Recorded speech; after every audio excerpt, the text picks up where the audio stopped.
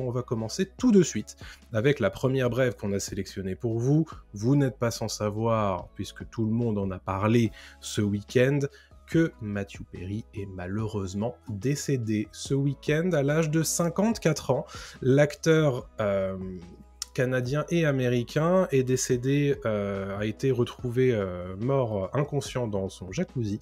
Et donc il avait 54 ans, on ne sait pas exactement, voilà, on ne présuppose pas de meurtre dans ce cas de figure, mais on n'a pas encore les analyses toxicologiques, etc. Ça faisait des années que l'acteur était en proie à l'addiction, notamment avec des analgésiques et l'alcool. Il est décédé du coup peu de temps après la réunion des Friends, puisque Matthew Perry, évidemment, est surtout connu pour le rôle de Chandler Bing dans la série Friends, qui a été diffusée de 1994 à 2004.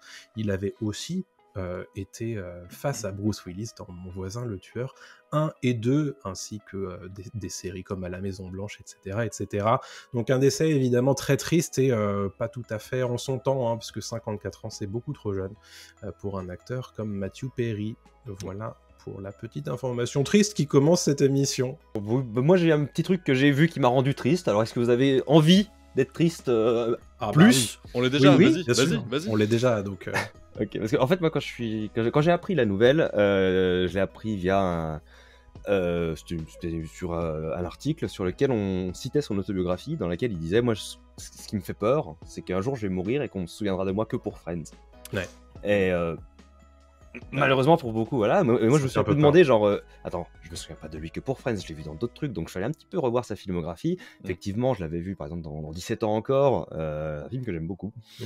Et surtout, en fait, j'ai découvert un truc encore plus triste, c'est le dernier film dans lequel il a joué, c'est Don't Look Up, et il a été coupé au montage. Oui, je me disais, oui, ok. Merde. Ça fait mal. C'est dommage. Ça fait très mal. Ouais. Voilà. Donc c'était la tristesse. Ok, donc jusqu'au bout, pas ouf quoi. Ouais, ça fait mal. C'est bon. Pas dans le cœur. Ouais. J'avoue que j'étais pas prêt. Mais on l'a dit. Prévenu. C'est une super émission qui arrive, les gars. Restez avec nous, puisqu'on va parler évidemment des émotions. Les stars décédées. Alors, les émotions qui ont elles-mêmes des émotions, c'est évidemment Pixar et Vice Versa numéro 2, qui sera le prochain projet de Pixar. Ouais, prochain projet de Pixar, donc Vice Versa 2, suite directe de Vice Versa, mais qui cette fois en fait sera centré sur l'adolescence de Riley. Riley qui était la petite qu'on suivait dans le premier film. Donc on a un tout petit pitch, vraiment c'est un tout petit bout de synopsis qui nous a été livré par Pixar. En fait, Riley aura grandi, elle aura des nouvelles émotions qui vont faire leur apparition dans sa tête, ce qui va refléter des nouveaux défis et des turbulences dans cette période troublée de l'adolescence. On a une date de sortie déjà, c'est le 14 juin 2024, donc c'est dans 6 gros mois, ça va arriver assez vite, et on sait que les fans attendent vachement Vice Versa 2 parce que c'était l'un des derniers très très cool Pixar sortis ces dernières années, quoi. Et on vous rappelle qu'on a fait une petite émission il n'y a pas si longtemps sur Pixar. Est-ce que ça vaut toujours le coup ? En gros, c'était ça. Est-ce que ça n'a pas trop changé depuis quelques temps ? Allez voir ça, bien sûr. Vice Versa 2, on a hâte quand même. Ouais. J'avais adoré le 1. Ah ouais. Alors, j'ai chialé comme pas possible, on reste dans la tristesse. Mais c'est une émission qui a un thème. Voyez-vous. Mais après, c'est vrai, tu vois, je suis en train de me dire. Les Pixar, j'arrive à les classer un petit peu dans mon ordre de préférence sur est-ce que je chiale devant. Genre, par exemple, tu regardes, t'as là-haut. Ouais. Tu commences en chialant. Bien sûr. Ouais. Le reste du film, il n'y a rien de triste, c'est juste que tu te rappelles du début et tu chiales. Mais donc, là-haut, pour moi, il est au top. Ouais. Et vice versa. Des petits moments qui font. Hein, comment il s'appelle, c'est Bing Bong, c'est ça son. Quand Bing Bong, Bing Bong, voilà. Ouais. C'est aussi là. Hein. Ouais. Et du coup, sur les plus récents, moins. Beaucoup moins. Genre Soul, j'avais bien aimé, mais pas de petites larmes. Donc je me dis, il n'y a pas la magie Pixar là. Ah, Soul m'avait fait chialer, moi, quand même. Toi, t'avais chialé sur ça Soul, moi, j'avais vraiment bien aimé, mais pas chialé. Et Élémentaire, c'était un Élémentaire, Pixar. ouais. Pas non plus. On n'a pas trop aimé Élémentaire. Effectivement. Moi, je m'attendais à ce qu'il soit plus mauvais que ce que j'ai vu. Alors quand je suis allé le voir, j'y croyais pas, j'étais en mode ça va être une daube, mais allez j'y vais parce que j'ai que ça à faire cet après-midi. Et ça va. c'est pas bien, mais ça va, c'est pas une dope totale. Oui, c'est ok, c'est juste ok. C'est ok, c'est très médiocre. Merci. Je comprends pas le succès de ce film, mais merci. Ouais, je suis entièrement d'accord. C'est ok. Très ok. Pixar, donc. C'est Exactement. des hauts et des bas ces dernières années, on va pas se mentir quand même. Petite information pour vous prévenir de la venue d'un documentaire produit par Daniel Radcliffe, du coup Daniel Radcliffe, Harry Potter, évidemment. Peut-être que lui aussi un jour dira, j'espère qu'on ne se souviendra pas de moi que pour Harry Potter. En tout cas, il produit un documentaire qui est dédié au cascadeur, en fait, qui s'occupait de lui, de toutes ces cascades pendant la saga Harry Potter dès le numéro 1, qui a souffert d'un grave accident puisqu'il s'est cassé la nuque en fait lors du tournage d'Harry Potter 7.1 et il lui dédie du coup un documentaire qui sort en novembre sur HBO. Vous inquiétez pas, il est toujours vivant, David Holmes. Par contre, il a perdu l'usage de ses membres à partir du torse jusqu'au pied. Et on n'avait pas du tout pensé que dans ce conducteur, c'est extrêmement déprimant sur ce début d'émission. Pourquoi on a fait ça ? Ouais, je sais pas, écoute, ça nous est pas venu à l'idée, mais en tout cas, voilà. Ça va trop bien en ce moment, je crois que tout va trop bien, donc on se dit tiens, un petit coup de moins bien, allez. En tout cas, les deux hommes sont toujours très proches, et Radcliffe a aussi produit sa série de podcasts autour justement des cascadeurs à Hollywood. Donc c'est assez intéressant, et puis si vous êtes intéressé par son parcours, il y aura beaucoup d'images dans ce documentaire qui sortira du coup en novembre. Alors je sais pas exactement si ça aura la même date de sortie en France, j'en serais un peu étonné, mais on vous tiendra au courant si besoin. Moi je dois avouer que j'adore ce que fait Radcliffe depuis qui fait plus Harry Potter. Je trouve que tous les projets où il participe, juste le mec, il a battu la malédiction des enfants stars. Ouais. Il a juste décidé de vivre sa meilleure vie, d'être à fond dans des trucs chelous, artistiques, où il s'éclate. Grave. Et je vous disais ça avant le live, mais en plus, en tant que producteur, le mec, il fait des trucs vachement cool. Notamment, il est producteur exécutif sur le Pinocchio de Del Toro. C'est fou ça quand même. J'ai découvert aujourd'hui en faisant mes devoirs pour l'émission, et ça m'a fait trop plaisir. Information supplémentaire. Et j'avoue que tu me l'as appris. Et en fait, c'est intéressant parce que tu vois que Daniel Radcliffe, tout de suite, en fait, il a essayé de casser son image immédiatement après être sorti de Harry Potter. Et ça marche parce que c'est un des seuls maintenant qui continue vraiment à tourner tout le temps. Alors d'autres tournent moins par choix, mais d'autres ont arrêté de tourner parce que ça marche plus très fort, quoi. Des trois gamins, c'est lui qui s'en est le mieux sorti quand même. Même si Emma Watson est devenue une icône, voilà, pour autre chose, mais ouais. Mais c'est ouf, il joue quand même un pétoman dans Swiss Army Man, qui est incroyable, un film super beau. Il est incroyable ce film, il est vraiment très magnifique avec Paul Dano. Et pareil dans Guns Akimbo, qui est pas un film génial, il joue quand même un type qui a des flingues accrochées aux mains, il peut rien faire d'autre que voilà, d'utiliser ses flingues. Je trouve ça juste génial. Et oui, il est parti en roue libre, mais c'est un choix quand même de carrière, quoi. Exactement. C'est cool de voir ça. C'est très rare. Très cool. On a une petite information autour de Insaisissable 3, puisque potentiellement on va avoir une suite à Insaisissable 1 et 2. Now You See Me, on dit en anglais. Ouais, exactement, Insaisissable, qui avait plutôt bien marché, qui était un film, qui était plutôt apprécié quand même des fans de magie en général, j'imagine, en tout cas de films d'action, un peu thriller, un peu cool, comédie, où ça avance et t'as du mystère, et le 2 était certes un peu moins bien, mais avait quand même assez performé pour que un troisième en fait se mette en place. Donc le troisième reverra en fait les acteurs principaux revenir en fait dans la peau des personnages du premier et du 2. Donc on avait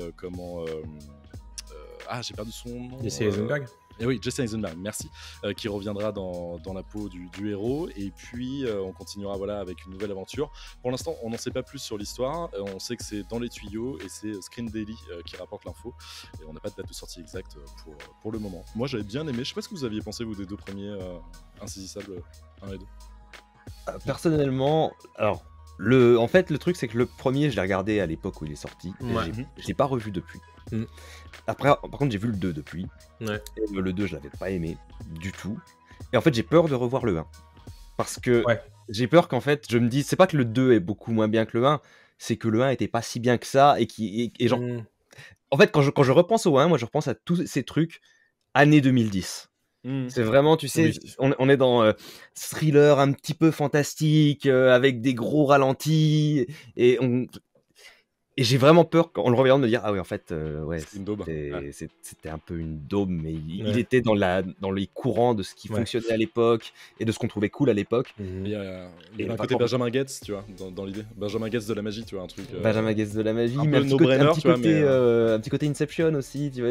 Je sentais la patte Nolan dans l'industrie du cinéma à ce moment-là, tu vois, le petit côté, genre, on reprend un truc un petit peu magique d'enfant, mais on le fait plus... waouh, des étoiles dans les yeux, et j'ose pas le revoir. Moi je me souviens avoir beaucoup aimé Insaisissable le premier, que j'ai revu un petit peu après. J'ai aucun souvenir du 2 en revanche, et moi alors effectivement, par contre, Daniel Radcliffe se trouve dans le 2e épisode. Oui, ça fait méchant. Voilà, donc quelque part ce conducteur J'avais oublié. Bien construit. Voilà. C'était on n'a pas marqué du tout. Voilà. Donc bon, écoutez, on fait des mauvais choix de carrière. Voilà.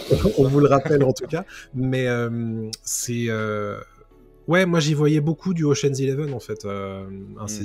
Il y a un côté, en fait, moi j'aime bien les films de braquage, et puis quand tu rajoutes un petit peu de mystère et de suspense, moi ça me va bien, tu vois. Mais c'est vrai que c'est peut-être pas si incroyable que ça.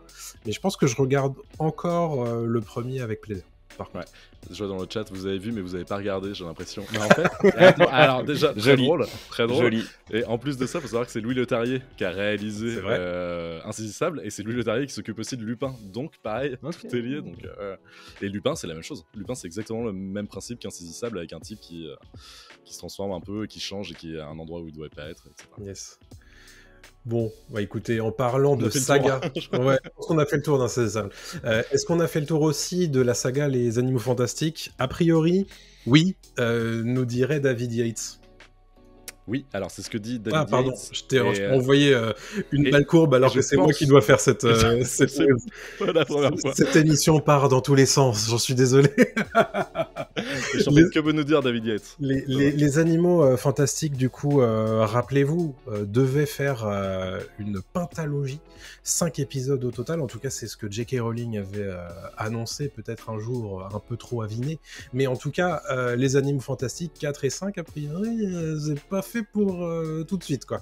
En tout cas, c'est ce que dit David Yates dans une interview auprès du magazine Total Film, où il exprime tout simplement le fait que les Animaux Fantastiques, c'est un peu en pause, quoi.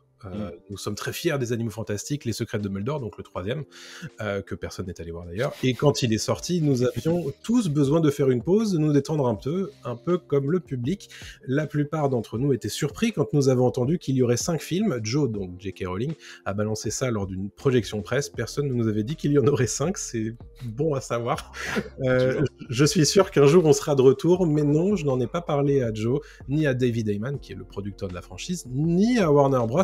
On fait une pause et ça fait du bien, ça me permet de faire d'autres choses, à savoir du coup un des films qui sort très prochainement sur Netflix, me semble-t-il. C'est compliqué parce que avec l'histoire de Johnny Depp, c'était déjà un caillou dans la chaussure depuis un bout de temps, cette saga, quoi, qui fonctionnait, mais qui marchotait, quoi. C'était pas non plus un gros succès. Et sont passés après Harry Potter, c'est compliqué. Et donc tu sens que là, ça va être un gros coup d'arrêt, et qu'ils vont plutôt se focaliser sur la série dont on avait parlé il y a quelques temps, parce qu'ils vont faire un reboot d'Harry Potter en série côté HBO, côté Max. On n'a pas hâte. Au secours. Au secours. Et donc voilà, mais c'est vrai que oui, je pense que là ils vont arrêter, ils feront pas de suite, ça m'étonnerait. Tant mieux. Tant mieux. Non, heureusement. Il faut pas faire ça. En fait, c'était mignonnet le premier, le deuxième était horrible, et alors le troisième, je suis même pas allé le voir, c'est dire à quel point j'en avais rien à faire. Et le box-office le montre aussi, puisqu'il a fait 407 millions de dollars à sa sortie en avril 2022, et un blockbuster de cette taille-là, c'est plutôt 250 millions de dollars de budget. Donc autant vous dire qu'il n'est pas du tout rentré dans ses frais, et que un an plus tard, David Zaslav, du coup le PDG de Warner et Discovery, nous annonçait en grande pompe que Harry Potter, ce serait un reboot en série, quoi. Donc ça montre bien ce qu'il veut faire de la licence, à savoir des montagnes d'or, tout simplement, et pas trop d'essais de créativité, quoi, tout simplement. Si vous voulez, j'ai une anecdote sympa sur J.K. Rowling. Ah, je t'en prie. Celle-là, je l'adore. Il faut connaître d'abord l'anecdote de base sur Stephen King. Donc Stephen King, il a écrit des bouquins, il est devenu célèbre, et il s'est dit, est-ce que maintenant mes bouquins se vendent parce que j'écris bien, ou est-ce que c'est parce que je suis connu? Donc il s'est dit, allez, vas-y, je vais faire un pseudonyme, écrire un bouquin, où elle va, cette anecdote, et sortir. Et donc il l'a fait, et ça a super bien marché. En fait, les gens l'ont acheté direct, il a eu un succès colossal. Et J.K. Rowling, elle s'est un peu dit pareil. Elle s'est dit, est-ce que les gens achètent mes bouquins parce que j'ai fait Harry Potter, ou est-ce qu'ils achètent mes bouquins parce que j'écris bien? Donc elle a pris un pseudonyme masculin, elle a commencé à écrire des livres qu'elle a publiés, et elle en a vendu moins de 1000. Waouh. Et ensuite elle a décidé de dire que c'était ses bouquins parce qu'elle était vexée que personne les achète. Ah ouais, ah la vache. Et après elle a fait genre que les gens les achetaient alors qu'ils savaient pas, alors que les ventes n'ont démarré que quand elle l'a annoncé. Oui, après ça a explosé, j'imagine. Ouais, normal. Ouais. Ah, je savais pas tout. Putain, c'est ouf. Ouais. J'adore cette anecdote. Je trouve que c'est très représentatif de la personne, je trouve. Donc voilà pour les animaux fantastiques. J'adore cette anecdote. On est toujours sur le domaine des grandes sagas, puisque Mission Impossible était censé revenir l'an prochain pour le 7.2, donc Dead Reckoning partie 2. Et en fait, non, a priori. Ben non, ça a été décalé d'1 an. Il va falloir patienter 1 an de plus pour découvrir Mission Impossible Dead Reckoning partie 2, qui devrait aussi changer de nom. En tout cas, c'est les rumeurs concernant le film.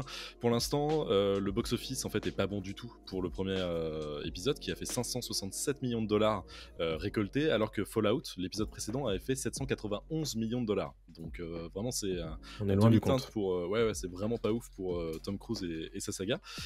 Donc le film est maintenant prévu pour le 25 mai 2025 aux États-Unis et en France dans ces eaux-là. Et c'est aussi dû évidemment à la grève des acteurs, parce que le film était actuellement en tournage, même si Tom Cruise est sur des avions à faire la promo du truc, et voilà, il y a d'autres acteurs aussi qui doivent tourner, et donc eux ils peuvent pas, et c'est compliqué, et donc ils sont obligés de décaler le film. Et je pense que ça va leur permettre de faire un peu de réécriture aussi, ça va leur permettre de prendre le temps de voir ce qui n'a pas fonctionné dans le premier, d'avoir un petit peu de retour, et c'est peut-être pas plus mal en fait, plutôt que d'enchaîner avec une suite partout comme ils avaient prévu, peut-être de retomber sur leurs pieds autrement, et puis d'écouter les fans, quoi, parce que si le film a pas marché, moi le premier j'ai pas aimé le partie 1, alors que j'adore Mission Impossible en général, et j'étais très déçu. Je sais pas si vous l'avez vu, toi tu l'as vu Thomas. Je ne dirais pas que ça n'a pas marché, je ne dirais pas que c'est un échec, je dirais plutôt que ça n'a pas marché. Voilà. Moi je l'ai pas vu. Alors c'est con parce que j'aime beaucoup les Missions Impossibles. Genre je suis sûr que même en allant le voir, s'il est moins bien que les autres, je passerai un bon moment parce qu'il y a le spectacle et tout ça. C'est juste que déjà il est arrivé en même temps que Barbie et Oppenheimer, donc il y avait un petit peu, il a été camouflé sous la hype. Oui. Et ensuite juste je me suis dit, je sais que je vais pas passer un moment incroyable, je sais que ça va être bien, je préfère attendre de le voir chez moi, dans mon canapé en fait. Alors, c'est con, hein, c'est un film de grand spectacle que tu pourrais voir au cinéma, mais moi les Missions Impossibles, c'est un peu des films confort. J'aime bien être tranquille chez moi. Alors, ouais, mais il y a le côté quand même grand spectacle qui est cool, mais que tu n'as pas dans... Enfin, si tu l'as vraiment dans partie 1, faut pas déconner. Mais c'est vraiment... ça parle tout le temps, c'est exposition, le film, quoi. Ça n'arrête jamais de parler en disant, vous avez vu, dans 20 minutes, on va aller faire un braquage. Et c'est trop bien. Et là, tu fais, ouais, mais arrête de le dire, en fait, fais-le, parce que sinon c'est long et c'est chiant. Donc, et ouais, je sais pas, il est très décevant ce film pour ça, quoi. Mais je vois ce que tu veux dire sur le côté confort et plaisir aussi. Je pense que le fait de lui enlever le sous-titre Dead Reckoning partie 2, ça va peut-être aider le 8e film du coup, parce que déjà si les gens sont un petit peu désolidarisés du 7e et qu'en plus on leur dit le 8e c'est la suite directe du 7e, ils vont se dire bah ouais mais moi je l'ai pas vu, du coup je vais pas voir le 8e. Je pense que c'est un move complètement économique de faire ça. Très malin. Bon, je ferais la même chose à leur place si j'avais un produit qui avait pas marché. Oui, c'est clair. Et tu le renommes tout Mission, tout Impossible. Je sais pas, à voir. Mission Impossible électrique Bougalou. Je veux le voir celui-là.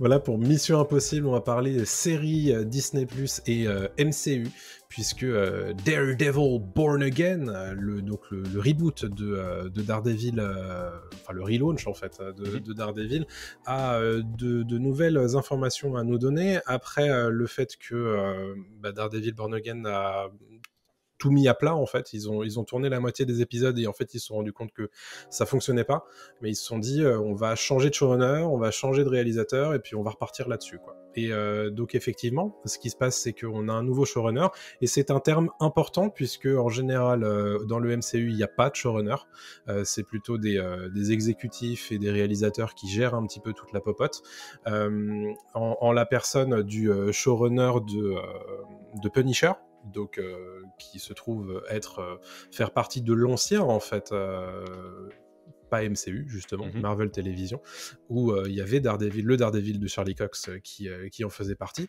Et en termes de réalisateurs, il s'agit des réalisateurs, on va dire, principaux de Loki saison 2 et de Moon Knight. Donc l'objectif, j'imagine, c'est un petit peu de rassurer quand même autour de ce projet-là, puisque Loki, ça fait partie des séries MCU qui sont a priori les plus appréciées, et que Punisher et l'ancien spectre des productions Netflix de Marvel Télévision sont encore très appréciés, et c'est aussi pour ça que ce projet voit le jour. Daredevil Born Again, par contre, n'a pas vocation à être une suite de Daredevil saison 3.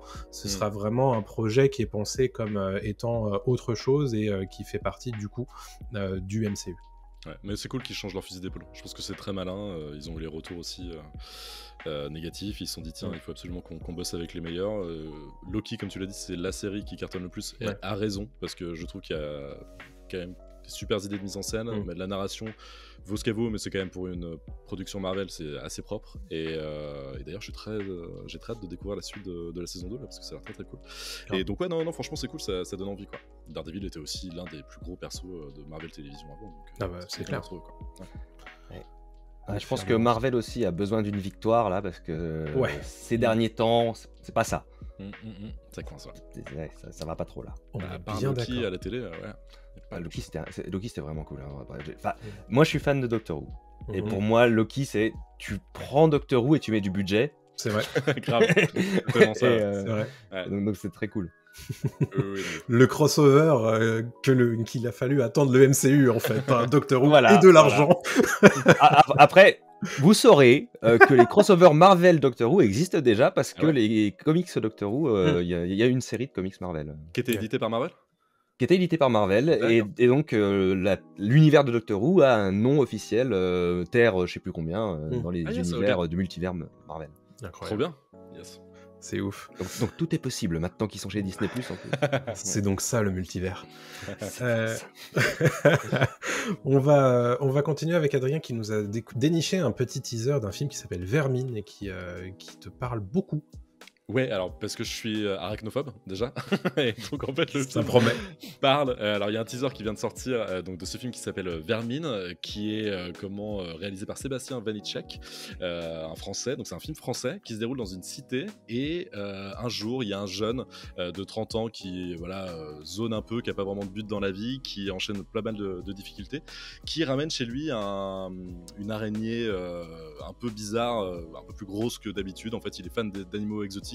Voilà, c'est son kiff de les ramener dans des cartons et de les entreposer chez lui et puis de s'amuser avec. Et il la ramène chez lui, sauf que elle s'échappe et d'un coup, en fait, elle va faire des petits qui vont s'accumuler. Il va y en avoir beaucoup dans la cité, ils vont devenir de plus en plus gros. Et en fait, c'est un film d'horreur un peu à la Arachnophobia pour ceux qui l'avaient vu dans les années 90, où les araignées prennent le contrôle en fait de la cité. Et on retrouve Jérôme Niel. Des tutos dans ce film-là. On retrouve Théo Christine qui avait joué en fait Joey Starr dans le biopic sur le biopic, le biopic suprême qui avait joué Joey Starr dans le biopic sur NTM. Et ça a l'air très sympa, je vous conseille de regarder la bande-annonce, ça s'appelle Vermine, et ça sort le 27 décembre 2023. Et franchement, ça a l'air très très cool. Un petit film de Noël, quelque part. Exactement, voilà. Perso, j'ai regardé la bande-annonce pour faire mes devoirs, et ça m'a donné envie. Toi aussi, t'as vu ? Ouais, bien réalisé, bien cool. Je sens que la tension a l'air là, et je pense que c'est un peu comique aussi, enfin, il y a un petit peu de comédie. Oui, c'est une comédie horrifique. Je pense que ça peut être bien. On a besoin de plus d'horreur dans le cinéma français. De genre, d'horreur, exactement. Je trouve que c'est cool. T'as le règne animal, t'as ça qui va sortir, t'avais plein d'autres films comme ça. Avec Duris, on avait eu Dans la brume, ou je sais plus comment ça s'appelait. Enfin voilà, il y a pas mal de films de genre qui commencent à venir. Ça, c'est cool. Dont le prochain film de Mathieu Turi qui s'appelle Gueule Noire et qui arrive très prochainement. Et Mathieu Turi, un réalisateur très dans le genre qui est français et qui fait vraiment des choses très intéressantes.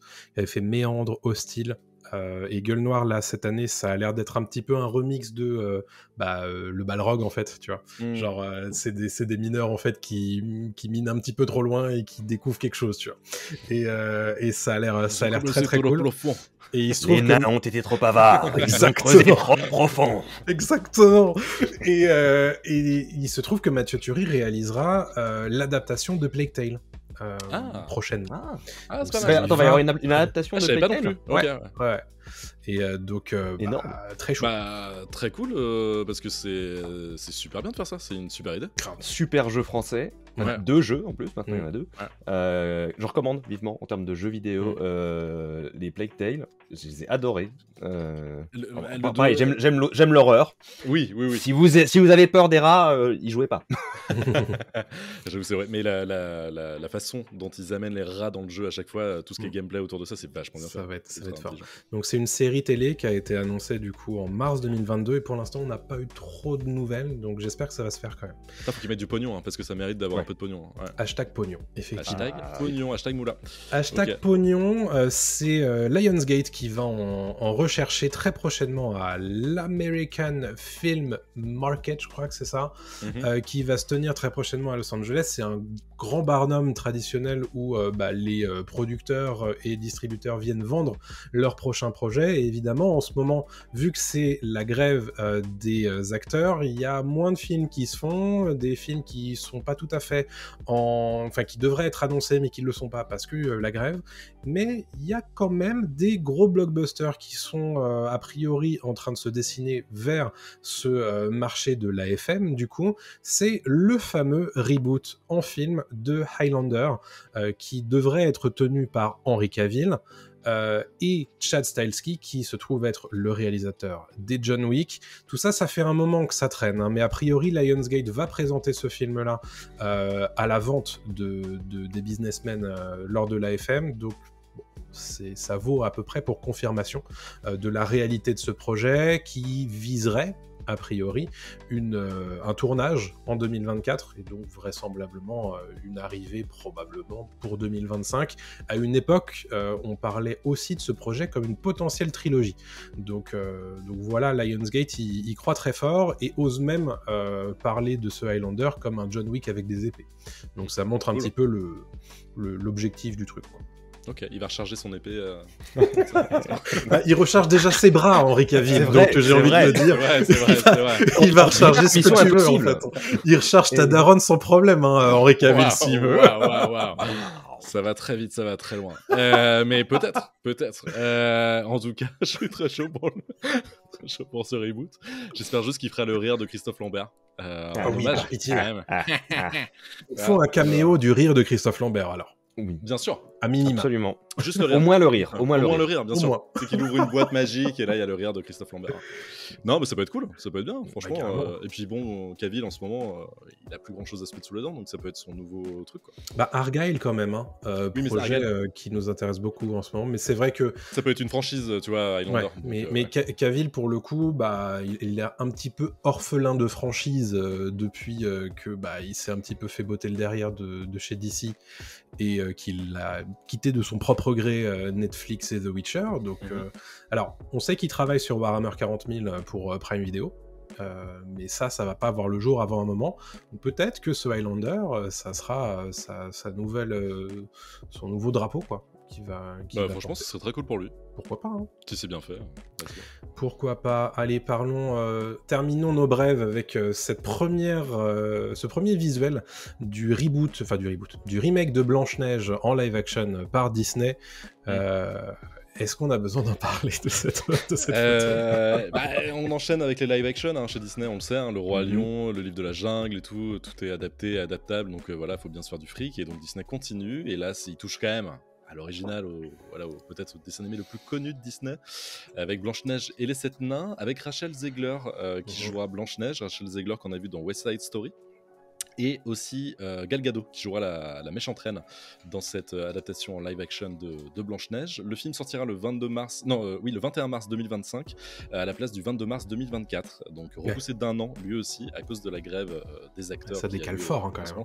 Là ils sont obligés parce qu'en fait ils savent qu'ils peuvent pas sortir leur truc, ou alors ça va bouchonner, ça va être compliqué, donc ils préfèrent pas prendre de risques et décaler leur film. Et juste pour cette photo, donc on voit Blanche-Neige entourée des 7 nains en CGI, donc on voit que les nains seront en fait des créatures fantastiques avec des traits exagérés, et que les acteurs utiliseront de la motion capture pour incarner les nains de Blanche-Neige et les 7 nains. Ça avait fait un petit peu polémique, pour rappel, les premières images de tournage qu'on voyait de loin, où c'était des acteurs sans motion capture évidemment, en fait, sans rien, qui se baladaient dans la pampa avec Rachel Zegler, et on fait c'est quand même un peu bizarre comme façon de tourner un live action.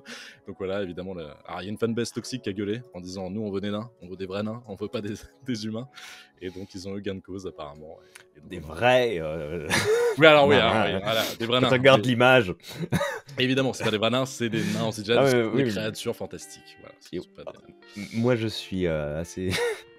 en gros. La polémique, c'était aussi pas mal sur la représentation des personnes atteintes de nanisme. Oui, ça. Et c'était en mode, il faut arrêter de les caricaturer. Et tu regardes l'image, et on dirait des caricatures du 19e siècle. C'est vrai, je trouve que c'est pire. Je trouve que c'est 1000 fois pire. Oui. Mais déjà, pourquoi adapter, quoi? Pourquoi le faire? Pour la thune, Adrien. Oui, fais pas le naïf. Bien sûr. On en revient à la moula. Toujours. Tous les remakes live action de Disney, pour moi personnellement, je ne m'en cache pas, je considère que c'est une insulte au cinéma et même à Disney eux-mêmes, parce que ils recrachent sur toute l'animation, le domaine de l'animation, en faisant de l'animation. Encore une fois, ces films ne sont pas des films live action, faut arrêter de dire ça, c'est principalement de l'animation. C'est juste que c'est de l'animation CGI, mais je trouve que c'est vraiment essayer de faire l'animation la plus moche, qui utilise le moins possible les points forts de l'animation. Pour quoi? Je ne sais pas. Mais parce que ça apporte pas forcément de plus-value, ça apporte pas de trucs. Même je trouve que ça enlève. La nouvelle génération, elle peut voir les dessins animés sans aucun souci. En fait, ça c'est toujours pareil. Mais quand j'étais gosse, j'ai regardé Blanche-Neige et les 7 nains. Il est sorti en 37. 7, ouais, c'est ça. Je crois que c'est 1937 ou un truc comme ça. Il est sorti. Voilà. Je l'ai vu quand j'étais gosse, j'étais pas en train de me dire c'est vieux. Non, tu parles. Non, et je pense que même si je regarde maintenant, c'est de l'animation. C'est justement, ça a l'avantage de pas avoir eu les limitations techniques qu'avait le reste du cinéma à l'époque. Donc non, franchement, les refaire, je trouve ça insultant. Un que j'ai pas compris, c'était le Roi Lion. Certes, l'animation super cool, par contre, là on va pas. Incroyable démo technique. C'est ouf. Mais l'intérêt est nulle part en fait, je l'ai pas trouvé quoi. Enfin, il y avait ce même moi qui me tuait, c'était genre Simba qui perd son père, qui voit son père mourir sous ses yeux, t'as la version animée, puis Simba qui voit son père mourir sous ses yeux dans le live action. Il y a rien. Juste, je suis un lion. Je suis donc un lion. Je suis donc un lion. Rarement capable d'émotion en tout cas. Non, c'est pas fait. Ouais, non, c'est très compliqué. Moi, j'attends toujours le remake qui soit d'une qualité au moins égale aux chefs-d'œuvre, il faut le dire, d'animation qui sont remakés. Et honnêtement, seulement à ce moment-là, je pourrais dire que ça vaut le coup. Mais en dehors de ça, pour moi, ça n'est que à but mercantile. Et bon, voilà, c'est un peu enfoncer une porte ouverte que de dire ça. Mais le fait est que tu peux pas dire grand-chose d'autre sur ce genre de projet, puisque à l'évidence, il n'y a même pas de vision créative derrière. Non, il n'y a rien du tout. Bon, on va passer après à la suite, mais juste pour terminer là-dessus, il pourrait très bien partir sur des live action genre Réponse. Ça passerait bien mieux, je pense, tu vois. C'est un truc avec des humains, c'est un truc voilà, où elle a juste une longue chevelure, c'est jouable, tu vois, c'est pas non plus trop compliqué. T'as pas des animaux à faire et tout. Tu vois, déjà partir là-dessus, des trucs un peu plus faciles à faire que Blanche-Neige où tu sais, il y a une polémique, enfin, c'est sûr et certain. Ça va être... et puis même, tu vois, je trouve que quand il y a un angle sur l'adaptation, je pense à Maléfique, c'est pas des films que j'aime beaucoup, mais au moins il y a une vision derrière, tu vois, on fait pas juste un bête remake de La Belle au Bois dormant, on va tester un point de vue autre, tu vois. Et ça au moins, ça a le mérite d'avoir un petit peu d'intérêt, mais tout le reste, en fait, faire un truc un pour un, je trouve que c'est un peu, ça fait un peu pitié souvent. Un pour un reste discutable, parce que... Oui, en plus. Ouais. Moi, je trouve qu'on y perd énormément. Ouais, carrément. carrément. Donc voilà pour les brèves qui sont tous sauf brèves cette semaine. En même temps, on est trois, on discute, c'est normal, on a envie.